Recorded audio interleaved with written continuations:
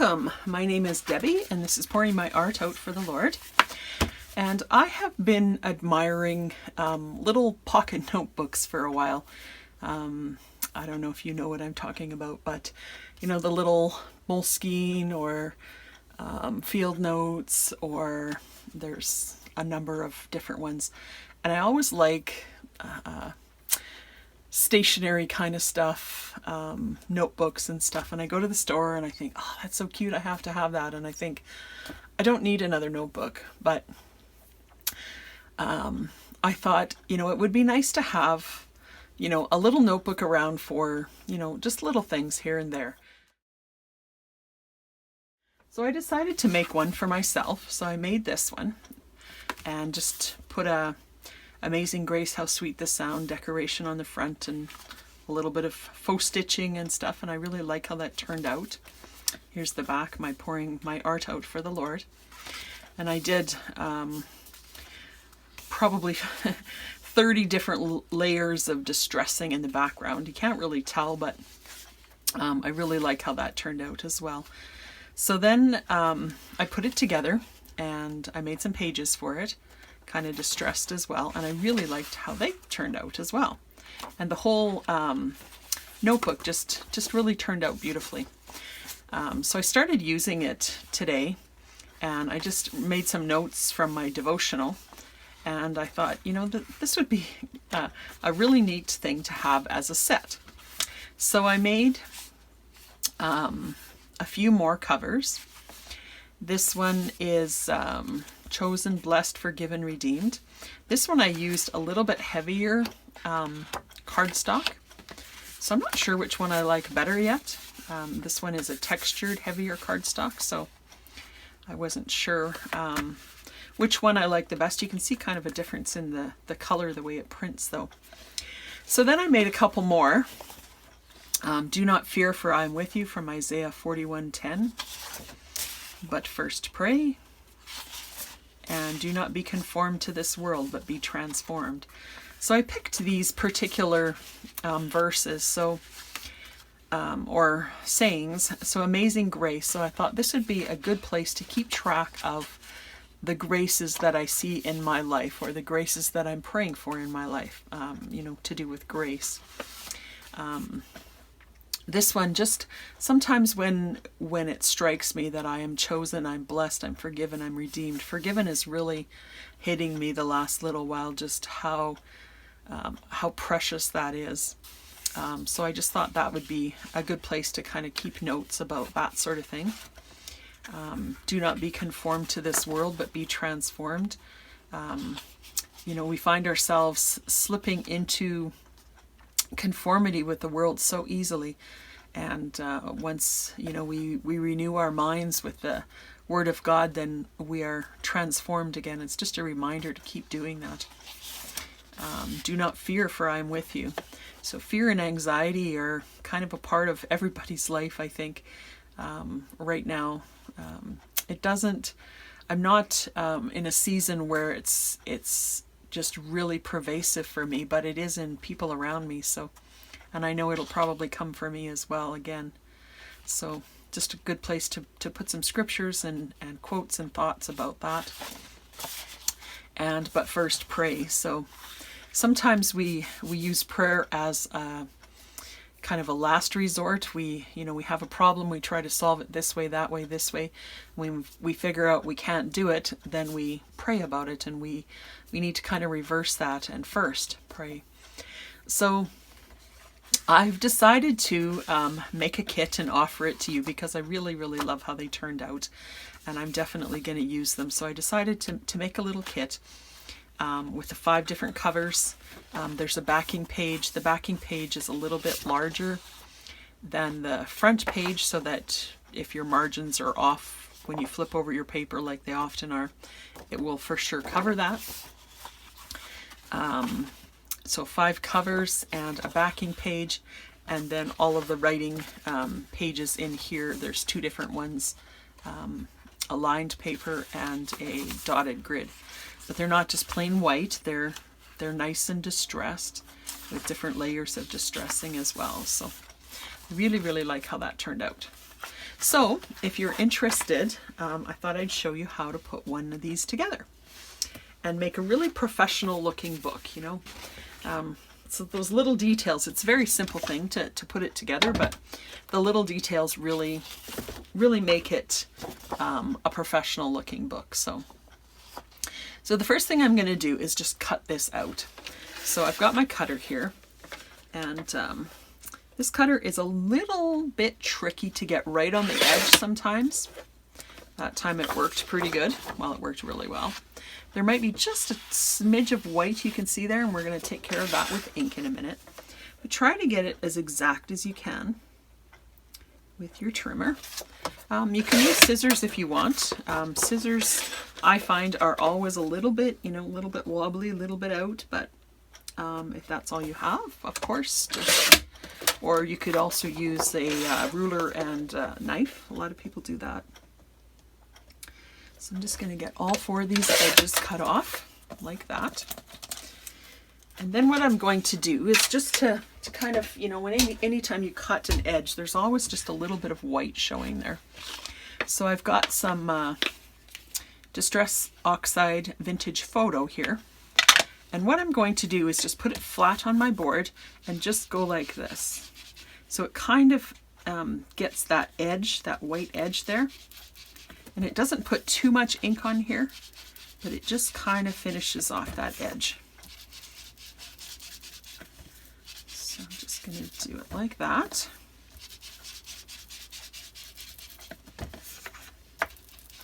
Oops. And then on the inside as well.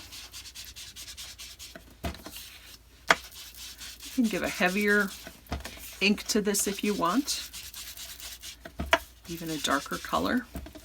I just like this subtle mix of these two colors, and it just taking care of that white in there. So there's our cover. So we're just going to put that aside for a minute. And then here's our pages, and I decided to put 5 pages in each notebook.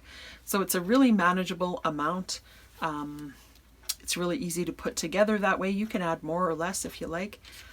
What I've decided to do is print the lined paper on one side and the graph paper on the other side. And usually I print borderless, but my printer was kind of acting up, and by the time I got it to work again, it was not printing borderless anymore. So I have some with a little bit of border here. So what I'm going to do, if you're borderless, you don't have to do this part. If you have a border, don't worry about it. This page is more than big enough to trim off a little bit for our notebooks. So I'm just going to put this into my cutter. Hang on here. Hang on here. That's what I got.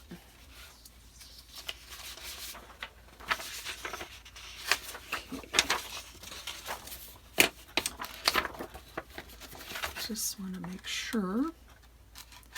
Okay. So just from the top, so this is what I'm calling the top, I'm going to turn it over so I get my graph paper so I can see where my white edges are.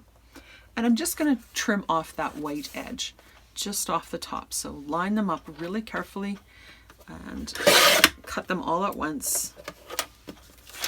And then you should just check and make sure you've got all the white off of the top of all 5 pages. The rest doesn't matter for now. Okay. And then what I'm going to do is I'm going to put my cover onto my pages like this. And just fasten it, just secure it a little bit on the top there. I've got these little sewing clips that I use quite often for paper. I really like how they work. You don't want pins. You could use a paper clip. These ones have a flatter edge. The clear edge is flatter, so it stays flat underneath as you're feeding it through the sewing machine. That's, I guess I didn't mention that. I'm going to sew this through the sewing machine. So just make sure it's all nice and flush there, and put a couple of clips there. You could also staple it If you're stapling it, I would set it up exactly the same way. I do have a long arm stapler as well, but I decided to stitch these. And you just feed in the long arm stapler and staple through those, through the center. You can see exactly where the center is there. If you just have a regular stapler, you can still do it. Take like an old book or something, open up your stapler like this. All staplers usually open up like this, and then just staple, not into my glass mat here, but if you had a book there, staple onto there, and then it'll staple into the book, and then turn it over and just use a pliers or something to flatten the edges there. So there's many different ways of doing it. You could even do a 3-hole pamphlet stitch, but what I decided to do is stitch mine. And so I have stitched using a really long stitch. I think it's 6 on my sewing machine. So I just left a couple of tails at the start, and I just stitched along there. You could also ink that a little bit if you I kind of like the white, just showing that there's a contrast there, but it's actually not white, it's off-white, but just to kind of maybe take the edge off of that whiteness there. So I just stitched with a long stitch there, and I left 2 big tails there. Then I tied these 2 pieces in a knot. I don't do back stitching on paper. And then I tied these 2 in a knot, and then I'll show you this one, what I'm going to do. So I have to go in the other room to use my sewing machine. I don't have a camera set up there, but I'm just going to stitch right along there, leaving tails at the front and at the back. You can stop as soon as you get past this cover. You don't have to continue onto this paper here. Okay, I'll be right back. All right, so I just stitched straight down that center. And take my clips off now. So on the top, you can tie the 2 ends together. I usually tie mine in 3, like just 3 knots like that. 2 is probably enough, but I always do an extra one. So there's 3. And then I'll cut that off in a minute. Then what I want to do is get my cutter again. And I don't want to cut off these ends here, so I'm going to just feed them back this way and just kind of, you know, train them a couple of times just to stay put. Sometimes they want to spring back. If you cut them off, it's not the end of the world, but I like to leave them on. Okay. Then I put it into my cutter here.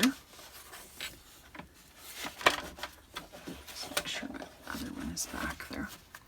Okay, I put it back into my cutter, and I just want to cut off the bottom, this part. I don't want to cut off the cover anymore. And again, like I said, with this cutter, it's kind of hard sometimes to see exactly where you're cutting. I think that's good. I did cut just a smidge off the bottom, which is totally fine. And I did not cut into my stitch, so that is perfect. So put the cutter aside for a minute. Just take your time when you're doing this. You could do them a lot faster, but to make them look really professional, I think you just need to kind of take your time.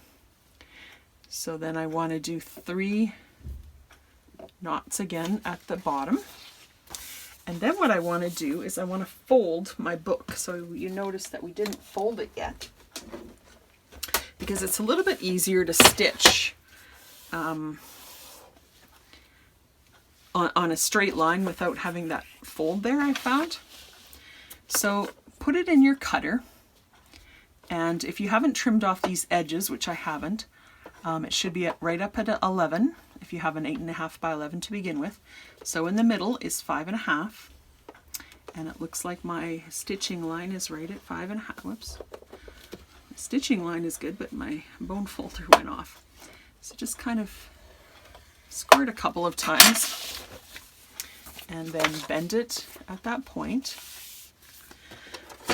Another thing, that if you bend it after the pages are in there, then this is not, the cardstock is not bent really sharp crease-like, and you really don't want it sharp.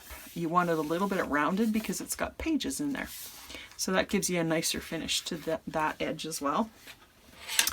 Then you can grab your cutter again, and then we can trim with it in a folded position. We trim these off, because if we do it this way and then we fold it, you know, if you've done journals before, the pages are not even. So you want to fold it first and then cut off this last edge.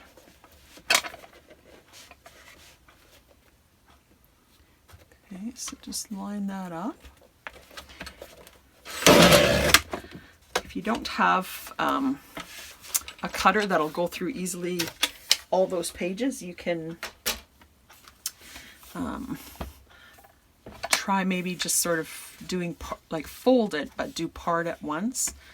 Or a knife and a ruler would actually work really well. I don't often do that. I don't even have the stuff like right here with me, but if you have one of those craft knives, make sure you use a craft mat underneath and line it up like this and pretend this is a craft knife. Then you would just really lightly go like this. Don't push too hard, and it'll just eventually get through all of the layers and it'll look perfect. So there's our book. Well, I'll show you this before I put the glue on, because then I'll have to let it dry for a minute, but it's just perfectly square. Everything is just perfectly aligned. There's no pages poking out. And then here is our book, and everything just lies perfectly flat, and we have our pages alternating. If you want all grid, you can do all grid. If you want all lined, you can do all lined, whatever you like. I'm hoping at some point to do some pages that will be specific kind of pages, like sermon notes, or you know, maybe prayer lists, or you know, all kinds of things. But that'll be in another step, another kit, another time. I'm not sure exactly when I'll do that. So then the last step is to just put a dot of glue where your knots are. And you don't need much. I just put a bit of a glue, then I kind of smear it with my finger because I don't want it really prominent, but just enough that it just soaks into that knot, and then it won't come undone for you. And there is our third book. So really, really like how that turned out. There's my Amazing Grace one. Here's my Chosen. This one is a little bit thicker. You can tell even the color's a little bit different. So I've got two more to make. So I'll go ahead and make those with 5 pages each, and I'll have a nice set of 5 books. So before I go, I just want to mention that I have a new project going on over on my coffee shop. I have a membership group called the Inspired Junk Journalers, and every 3 months we run a new project. We've done all kinds of different various things you can check out. I have a whole video showing past projects and stuff. But this is our current project, and I just wanted to mention it today because sign up is only from October 1st to October 5th, 2024. And then I close the doors for 3 months, and then we work on the project together. And I know that I always have people come up to me on October or the 6th of the month and say, oh, I just missed it. You know, I didn't know about it. So I wanted to give you another opportunity just to if you're interested in this, go to my coffee shop, which is linked below, and check out the Inspired Junk Journalers membership group. And if you're interested, there's videos and stuff there to watch. If you're interested, come join us. But please do it before the end of October 5th, and then you'll be sure to get in at the end. And if you're interested in the kit, check out the links below. Blessings. See you in the next video.